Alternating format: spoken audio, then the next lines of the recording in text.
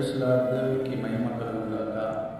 ఈ ఉదయకాల సమయంలో మనం దేవుని వాగ్దానం ధ్యానం చేస్తున్నాం. ప్రియులరా, మరి యెషయా గ్రంథం 51 అధ్యాయం 14వ వాక్యాన్ని చదువుకుందాం.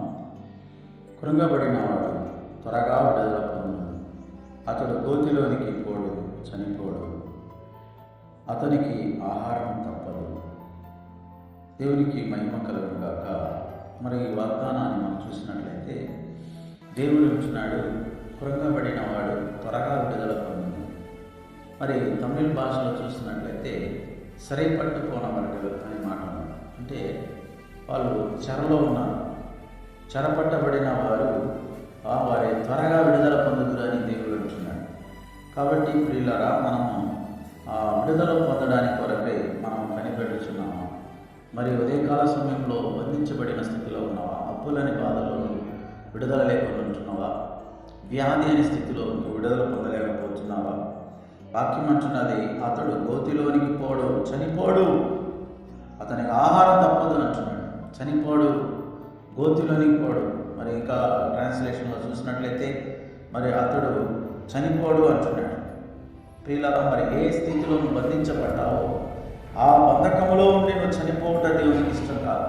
ఆ బంధకం నుంచి నేను విడుదల చేసి నీకు మంచి పోషణ కలుగజేసి నిన్ను బ్రతికించి తన కొరకు ఏర్పాటు చేసుకోవాలని దేవుడు కోరుకుంటున్నాడు. కనుక ఉదయకాల సమయంలో ఈ మాటలను వీక్షిస్తున్నాను ప్రియ దేవుని బిడ్డలారా. మరి ఈ మాటలు మీరు అంగీకరించండి. మీరు ఎలాంటి స్థితిలో మరి మీరు విడుదల లేకుండా బాధపడుతున్నారా? వ్యాధిలో నుండి విడుదల లేకుండా బాధపడుతున్నారా? మరి ఈ యొక్క మాటలు ముగించే సమయంలో మీ కొరకు నేను ప్రార్థన చేయబోతున్నా. దేవుడు అద్భుతంగా మీకు విడుదల చేయబోతున్నాడు. మరి మీరు ఆ యొక్క కొందరు అనుకుంటారు, ఆ చిన్న వ్యాధి వచ్చినా కానీ నేను ఈ వ్యాధిలోనే మరణిస్తానేమో అనేసి వాళ్ళు బాధపడుతూ ఉంటారు. దేవుడు అంటున్నాడు, నువ్వు మరణించవు అంటున్నాడు. ఆ గోతిలోనికి నువ్వు చనిపోవు అంటున్నాడు. మరి మరణం నిన్ను సమీపించదు, అపాయం ఎత్తుకు రాదు, ఏ తెగులు నీ కూడా సమీపించదని దేవుడు వాగ్దానం ఇస్తున్నాడు. కాబట్టి మీకు విడుదల ఇవ్వడానికి ఉదయకాల సమయంలో దేవుడు ఆశిస్తున్నాడు. దయచేసి ఈ సమయంలో మరి దేవుని యొక్క విడుదలను పొందుకోవడానికి ఆశిస్తున్నారా?